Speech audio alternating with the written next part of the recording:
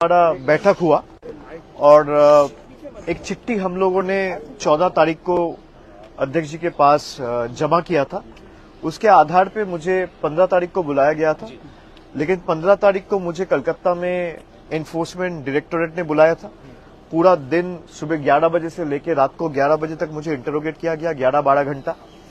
मैं जब घर लौटा उसके बाद मेल चेक करके मुझे पता चला कि अध्यक्ष जी का सूचना आया है उनसे मिलने के लिए 4 बजे। उस दिन तो मिल नहीं पाया, लेकिन मैं स्पीकर ऑफिस को कम्युनिकेट किया कि हम लोग जल्द से जल्द उनसे मिलना चाह रहे हैं। उसी के आधार पर 2 दिन पहले हमारे पास एक कम्युनिकेशन पहुंची और आज 5 बजे का समय दिया गया था। उसी टाइम पे मेरे साथ मैं यहाँ पे सौगतदा है, कल्याण बनर्जी है, महुआ मोइत्रो है, डेरेक ओब्रायन है। हम 4-5 लोग, डेरेक ओब्रायन राज्यसभा मेंबर है, वो पार्लियामेंट में थे, लेकिन हम 4 लोकसभा के मेंबर्स स्पीकर साहब से मिलने गए।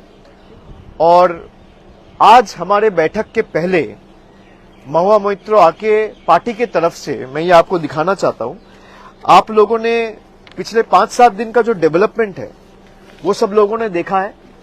तृणमूल कांग्रेस के 20 एमपीज आज से 3-4 दिन पहले स्पीकर साहब से मुलाकात किया है और उन्होंने आपका एक सेपरेट ग्रुप फॉर्म करने का क्लेम किया है। 20 एमपीज का जो मैं मीडिया में देखा हूं या न्यूज पब्लिकेशंस में पढ़ा हूं, उसके हिसाब से 20 लोग जाके मिलके उनके पास ये दावा रखा है कि हमको अलग ग्रुप के हिसाब से ट्रीट किया जाए। फिर मिलने के 2-3 घंटा बाद हमें कहीं से पता चलता है कि उनमें से कहीं लोग, 2-4 एमपीज ये क्लेम किया है कि वो एक अलग पॉलिटिकल पार्टी ज्वाइन किया है, जिस पॉलिटिकल पार्टी का नाम है national citizens party of India, जिसके बारे में किसी को पता नहीं था। ना आप कभी सुने हैं, ना वो खुद कभी सुना है, ना मैं कभी सुना हूं। हम में जितने लोग आज यहां पे मौजूद है, किसी को उस पार्टी के बारे में कुछ पता ही नहीं है। और उन्होंने ये क्लेम किया कि हम उस पार्टी के साथ मर्ज हो गए। 4-5 सांसद, मैं जितना उनका बात सुनाऊं, उसके हिसाब से हम संविधान के 10th शेड्यूल में जो प्रावधान है, मैं उसी प्रावधान के हिसाब से आज अध्यक्ष जी से मिलने आया था। और वहां पे साफ साफ लिखा हुआ है, जो डिस्क्वालिफिकेशन या ग्राउंड ऑफ डिफेक्शन है, कि आप अगर यहां पे 10th शेड्यूल में 2A में आप अगर देखेंगे, साफ लिखा हुआ है कि मैं वॉलंटरीली अगर पार्टी का मेंबरशिप छोड़ता हूं तो that is one of the grounds for my disqualification from the house. अगर आप किसी और पॉलिटिकल पार्टी में शामिल हुए हो, इसका मतलब आप तृणमूल का मेंबरशिप छोड़े हो। भाई एक साथ तो आप नौकरी करता है पत्रकार का, एक साथ 2 हाउस पे तो नौकरी नहीं कर सकते, कहीं एक जगह करना पड़ेगा। तो अगर मान लीजिए आप एक सिंबल में चुन के आए हैं और फिर 2 साल बाद अचानक आप दावा कर रहे हैं कि मैं इस पॉलिटिकल पार्टी ज्वाइन कर रहा हूं, तो उसी वक्त आपका लोकसभा का सदस्यता पद चला जाना चाहिए। ये पहला ग्राउंड है। दूसरा जो उनका क्लेम है कि हम तो मर्ज किए हैं, 2/3 है, उसके जो प्रावधान है 10th शेड्यूल, यहां पे 4th नंबर जो पॉइंट है, disqualification on ground of defection not to apply in case of merger. यहां पे साफ लिखा हुआ है, मर्जर तभी माना जाएगा जब 2/3 of the political party merges into another political party, not just the legislative party. इसका मतलब अगर दल, पार्टी, ममता बनर्जी, पार्टी के जितने भी कमिटी मेंबर्स है उसका 2/3, including the national working committee, the state committee, the frontal committee, पूरा तृणमूल कांग्रेस का जितना भी पदाधिकारी है, उनका 2/3 अगर मर्ज करता है एक पॉलिटिकल पार्टी में, तो उसको मर्जर कहलाया जाता है। अगर 2/3 एमपीज चला जाता है तो that will again lead for their disqualification. Based on that, I as a leader of Lok Sabha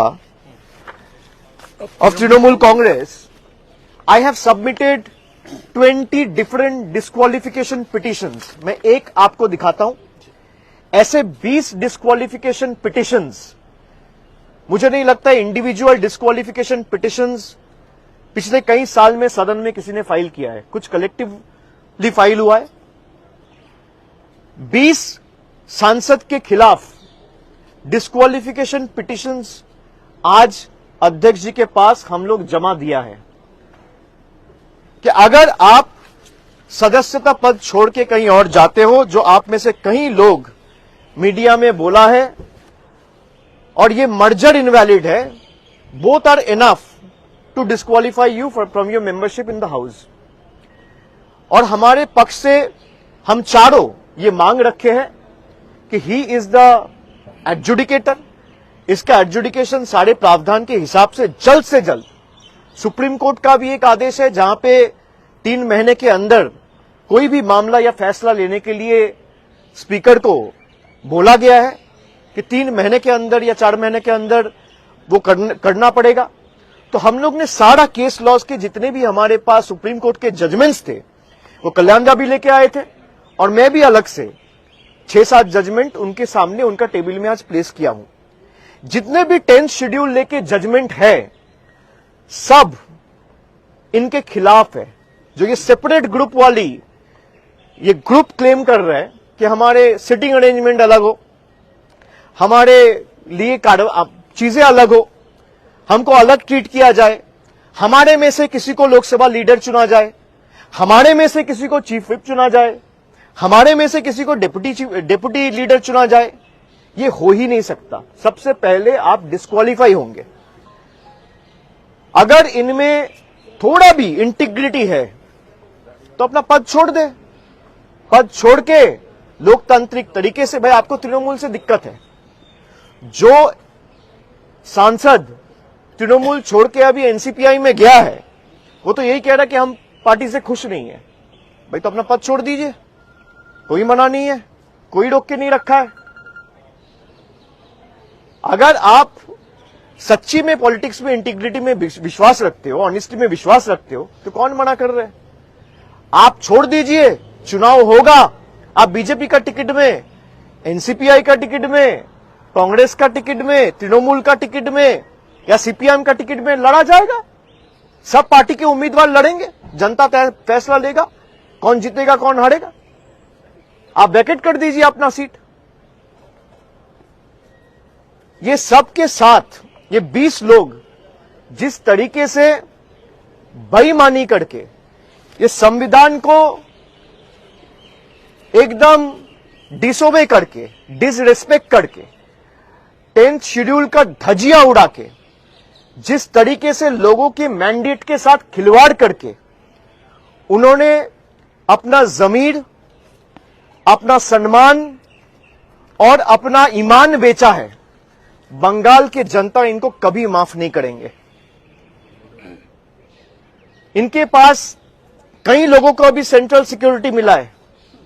जरा बोलिए, आप सेंट्रल सिक्योरिटी लेके अपने लोकसभा क्षेत्र में जाइए, कोई आदमी नहीं मिलेगा जो इनके साथ खड़े हैं।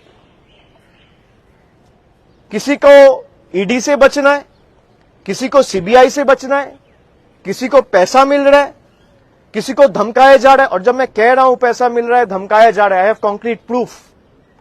नहीं तो कोई भी सांसद अगर मेरा बात को उनको ऑफेंसिव लगे, they should file a case against me, I will prove it before the court of law what I have. किसी को डरा के, धमका के, खरीद के, करोड़ों रुपया का लालच दिखा के जनता ने जिन अपेक्षाओं के साथ जिसको चुना था, राजनीति में हार जीत होती रहती है, लेकिन मैं लड़ने के लिए तैयार नहीं हूं। मैं घर से निकलूंगा नहीं, मैं बीजेपी के साथ लड़ूंगा नहीं, इसलिए बीजेपी के साथ हाथ मिला रहा हूं, अपना जमीर बेच रहा हूं। जो इस तरीके का राजनीति में यकीन करता है, बंगाल में उनके लिए कोई जगह नहीं है। स्पीकर ने क्या आश्वासन दिया आप लोगों को? स्पीकर साहब से जब स्पीकर ने क्या आश्वासन दिया और सुप्रीम कोर्ट कब आप जाने? बिल्कुल लेवल प्लेइंग फील्ड नहीं है। मैं क्यों कह रहा हूं ये बात?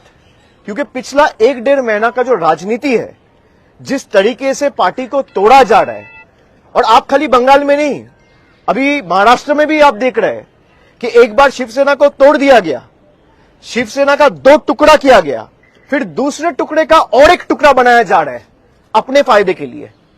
यह संविधान बदलना चाहता है किसी भी कीमत पे। ये लोगों के ऊपर भरोसा नहीं रखते हैं। अगर लोगों के ऊपर भरोसा रखता तो 30 लाख लोगों को वोटर लिस्ट के बाहर रख के चुनाव नहीं किया जाता। अगर लोगों के ऊपर भरोसा रखता तो सबको वोट देने का अधिकार दिया जाता, सबको मिलता। इनको पता है लोग अगर लोकतांत्रिक तरीके से वोट देगा तो बीजेपी कभी जीत के नहीं आ सकता। इसलिए चुनाव आयोग, एनफोर्समेंट डायरेक्टोरेट, सीबीआई, जितने भी एजेंसीज है, सबको इन लोगों ने इस्तेमाल करके लोगों का मैंडेट मैनिपुलेट करने का काम किया है। और लेवल प्लेइंग फील्ड का जब बात करें, आप 4 दिन 7 दिन से देखिए, मुझे 5 समन दिया गया। सीआईडी के पास मैं 3 बार गया, मैं ईडी के पास गया, मेरा घर में 2 बार रेड हुआ, ममता जी का घर में रेड हुआ, उनका सिक्योरिटी में छेड़खानी किया गया, हम लोग का सबका सिक्योरिटी विथड्रॉ कर लिया गया। हमें नहीं चाहिए इनके सिक्योरिटी। भाई लोगों को आप सिक्योरिटी नहीं दे सकते, आप पावर में आके गरीब लोगों के ऊपर जो सरकार बुलडोजर चलाता है, उस सरकार से आप क्या अपेक्षा रखेंगे?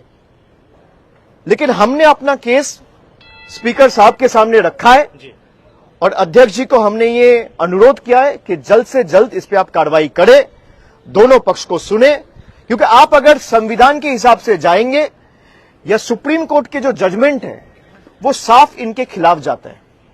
क्योंकि आइदर आप कह रहे हैं कि भाई मैं दूसरा पॉलिटिकल पार्टी में 2/3 बन के रहूंगा, मैं दूसरा पार्टी का मेंबरशिप बन के उस पार्टी में रहूंगा, तभी आपका मेंबरशिप चला जाएगा। ये साफ मेंशन किया है संविधान में।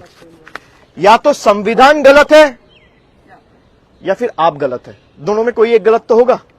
मैं आपको सीधा दिखा दे रहा हूं 10th शेड्यूल, अगर आप कोई देखेंगे 10th शेड्यूल में पॉइंट नंबर 2AB और मर्जर में पॉइंट नंबर 4, ये दोनों अगर आप पढ़ेंगे तो दोनों इनके खिलाफ जाता है और दोनों हमारे पक्ष में है। आपको तृणमूल से दिक्कत है, हो ही सकता है, लगता है कि भाई बीजेपी आपका भी बहुत खास है, कोई दिक्कत नहीं, आप छोड़ दो तृणमूल का पद, आप एमपीशिप से रिजाइन दे दो, कोई मना नहीं कर रहा है। चुनाव हो, फिर आप जरूरत पड़े तो बीजेपी का टिकट में जीत के आइए, फिर आप बैठिए यहां पे। नहीं, वो that is a hypothetical question whether we go to the court और explore any legal remedies, but we have left it to the judgment and wisdom of the honorable speaker. अभी फिर मुलाकात होगा, उन्होंने बोला है कि मैं दूसरे पक्ष को भी सुनूंगा, फिर आपको दोबारा बुलाऊंगा। तो हम उम्मीद रखते हैं कि भाई हमने संविधान के सारे प्रावधान उनको दिखाया है। लोकसभा का अध्यक्ष, मैं अपेक्षा रखता हूं कि संविधान के हिसाब से काम करेगा और संविधान का गला नहीं घोटेगा, मैं इतना ही उम्मीद रख सकता हूं। पार्शियलिटी पे पहले भी आप लोग सवाल उठा चुके हैं लोकसभा स्पीकर के, तो आपको लगता है कि वो नॉन पार्टीजन एक्ट करेंगे? देखिए, मैं तो अपना पक्ष रख सकता हूं उनके आगे, मैं अपना पक्ष रखा। मैंने ये डिस्क्वालिफिकेशन पिटीशन जो आपको दिखाया, ऐसे 20 पिटीशन उनको जमा दिया, ऐसे 20 पिटीशन उनको जमा दिया है, और इसमें सारे हमारे प्रेयर्स और इसमें सारे जजमेंट्स कोट करके एक एक पिटीशन 20-21 पेज का है। मीडिया रिपोर्ट से जो हमें पता चले वो सब अटैच करके हमने ये पिटीशन जमा दिया है। हम अपेक्षा रखता है कि संविधान के हिसाब से स्पीकर को चलना पड़ेगा। मैंने जैसे बोला, 600 पन्ने दिए आपने। Lok Sabha speaker is the custodian of the house, the speaker, the government of the day, everyone has to ensure that every citizen, especially the elected representatives, works and operates remaining within the ambit of law. संविधान में जो प्रावधान है उसे हिसाब से आपको चलना पड़ेगा। अब बाकी लोग देखेंगे। जी, and I have signed the petition myself. As a leader of Trinamool in Lok Sabha, I have signed and moved those disqualification petitions and submitted before the Honorable Speaker today itself. वो 20 petition अलग से जमा दे चुका हूँ मैं।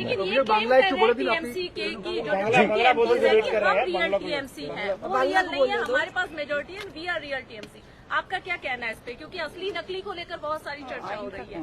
नहीं, मैं कुछ कह सकता हूँ वो गलत हो सकता है, वो कुछ कह सकते हैं वो सही हो सकता है, गलत हो सकता है। ये गलत नहीं होगा, ये गलत नहीं होगा। यहाँ पे लिखा है भाई मर्ज तभी होगा जब 2/3 पॉलिटिकल पार्टी मर्ज होगा। 2/3 पॉलिटिकल पार्टी मर्ज कहाँ हुआ? 20 MP गया है ना, 20 MP गया है। अब किस लिए गया है, क्यों गया है, वो वही बता सकता है। बांग्ला बोलो। सुनिए ये संख्या का बात नहीं है, 20 और 21 से संख्या का बात नहीं है, बात है पॉलिटिकल पार्टी का, बात नहीं है लेजिस्लेचर पार्टी का। पॉलिटिकल पार्टी जब मार्च करेंगे तो अब मार्च होगा, उसमें 20 कहाँ चला जाएगा नहीं चलाएगा उसमें कुछ नहीं है, पहले पॉलिटिकल पार्टी को मार्च करना। 25 भी जाएगा तो भी मर्जर नहीं है, आप ये समझिए। দলীয় সাংসদদের যারা ট্যাগ করেছেন এনসিপিআইতে গিয়েছেন তাদের বিরুদ্ধে একটা পিটিশন ফাইল করলেন। হ্যাঁ, আমি আজকে এসেছিলাম, আপনারা জানেন 15 তারিখ আমাকে একটা চিঠি দেওয়া হয়েছিল। আমাকে যেহেতু এনফোর্সমেন্ট ডিরেক্টরেট কলকাতায় তলব করেছিল, আমি উপস্থিত হতে পারিনি। পরে আমি বাড়িতে গিয়ে মেল পেয়েছি এবং তারপর স্পিকারের অফিসের সাথে আমার কথা হয়। আমি অনুরোধ করেছিলাম আমাকে একদিন দুদিন আগে জানালে আমি নিজে সশরীরে উপস্থিত থাকবো। আমি পরশুদিন ওনার অফিস থেকে মেল পেয়েছি, আমি আজকে এসেছি এবং বিস্তারিত প্রায় 1 ঘন্টা আমাদের কথা হয়েছে। আমি লোকসভার তৃণমূলের দলনেতা হিসেবে পৃথকভাবে 20টা ডিসকোয়ালিফিকেশন পিটিশন আজকে মুভ করেছি। যারা যারা তৃণমূল কংগ্রেসের প্রতীক চিহ্নে নির্বাচিত হয়ে এনসিপিআই নামে একটা দল, যার কথা কোনোদিন আজ পর্যন্ত কেউ শোনেনি, সেই দলে যারা নাম লিখিয়েছে বিজেপির থেকে অর্থের বিনিময়ে এবং নিজেদের পিঠ বাঁচানোর কারণে, তাদের প্রত্যেকের বিরুদ্ধে আমরা ডিসকোয়ালিফিকেশন পিটিশন মুভ করেছি। আমার সাথে আজকে সম্মানীয় সৌগত রায়, কল্যাণ বন্দ্যোপাধ্যায়, মহুয়া মৈত্র ছিল। আমরা 4 জন স্পিকারের সাথে দেখা করেছি এবং আমরা আমাদের কেস খুব স্পষ্টভাবে রেখেছি। সংবিধানে যে ধারাগুলো রয়েছে, বিশেষ করে 10 শিডিউলে পয়েন্ট নাম্বার 2A আর পয়েন্ট নাম্বার 4, সেখানে স্পষ্টত লেখা রয়েছে যে আমি যদি অন্য কোনো রাজনৈতিক দলে যাই বা ভলেন্টারিলি পার্টির আমি মেম্বারশিপ গিভ আপ করি, তাহলে আমার ডিসকোয়ালিফিকেশন হতে বাধ্য। তো আমি যদি তৃণমূল ছেড়ে এনসিপিআই চলে যাই, যেটা তারা দাবি করছে, তার মানে তারা তৃণমূলের সদস্য আর নয়। তাহলে তৃণমূলের সদস্য পদ যদি চলে যায় এমনি ডিসকোয়ালিফিকেশন হবে। আর দ্বিতীয়, তারা যখন আত্মপক্ষ সমর্থনের কথা বলছে তখন বলছে আমরা 2/3, সুতরাং আমাদের মার্জার হবে। এখানে 2/3 কি? 28 জন বা 29 জনের মধ্যে যদি 28 জন 29 জনও চলে যায় তাহলেও সেটা মার্জার নয়, যতক্ষণ না 2/3 of the political party decides two merge. দুটোই সংবিধানে লেখা রয়েছে। এবার কে সংবিধানের পক্ষে আর কে সংবিধানের বিরুদ্ধে, সেটা মাননীয় অধ্যক্ষ প্রমাণ করবে, সংবিধানে লেখা ডিসাইড করবে। সংবিধানে যে লেখাগুলো রয়েছে, আমরা স্পষ্টত 10 শিডিউলের যে পয়েন্ট এবং এই 10 শিডিউলের এই পয়েন্ট নিয়ে যে একাধিক সুপ্রিম কোর্টের জাজমেন্ট রয়েছে, সেটা আমরা আজকে স্পিকারের কাছে উপস্থাপিত করেছি এবং তিনি এগুলো বিস্তারিত দেখেছেন। তিনি আমাদের আশ্বস্ত করেছেন যে আবার তিনি খুব শীঘ্রই আমাদেরকে ডাকবেন এবং আমাদের কথা তিনি ধৈর্যের সাথে শুনেছেন। আমরা আমাদের কথা রেখেছি, আমরা বলেছি এদেরকে ডিসকোয়ালিফাই করতে হবে। এবং যে সেপারেট ব্লকের কথা বলা হচ্ছে, সেপারেট ব্লক বলে কিছু হয় না। 91st অ্যামেন্ডমেন্টে খুব সম্ভবত 2003 সালে এই সেপারেট ব্লকই উঠে গেছিল। সেপারেট ব্লক বলে, সেপারেট গ্রুপ বলে কিছু হয় না। তারা যে আলাদাভাবে পৃথকভাবে চিঠি দিয়ে বলেছে আমাদের আলাদা দলনেতা, যেটুকু আমরা সংবাদ মাধ্যমে দেখেছি, আলাদা চিফ হুইপ, আলাদা ডেপুটি লিডার, এসব হয় না। তারা সংবিধানটা পড়ুক। সুপ্রিম কোর্টের ভুরি ভুরি জাজমেন্ট রয়েছে যেখানে স্পষ্টত রায় রয়েছে যে মার্জার তখনই হয় যখন 2/3 political party decides two merge, নইলে সেটা মার্জার হয় না। আমাদের পয়েন্টগুলো বলার ছিল। আমরা আশাবাদী যে স্পিকার নিশ্চয়ই তাদেরকেও ডেকে আমরা যে কথাগুলো বলেছি তাদের থেকে সদুত্তর চাইবে এবং আমাদের ডাকবে এবং যত তাড়াতাড়ি সম্ভব এর সুরাহা করবে এবং তাড়াতাড়ি এর নিষ্পত্তি হবে। আপনার চার্টার্ড ফ্লাইটে আসা নিয়ে একটা নতুন বিতর্ক তৈরি হয়েছে। কুণাল ঘোষ তিনি বলেছেন যে তিনি এটা সমর্থন করেন, কিন্তু নতুন বিতর্ক যদি আপনি যারা বলছেন আমি কিসে আসছি, কিসে যাচ্ছি, কোত্থেকে নামছি, তারা যদি লিখিত দিয়ে দেয় অভিষেক বন্দ্যোপাধ্যায় ইকোনমি ক্লাস যাবে, আমার পাশের সিটে যদি কেউ বসে, যেটা আমার সাথে অনেকবার হয়েছে, আমার লিগাল ওপিনিয়ন নিয়ে এটা করা। কুণাল ঘোষ আমার সহকর্মী, সে যদি আমার বিরুদ্ধে বলে আমি তার বিরুদ্ধে বলবো না।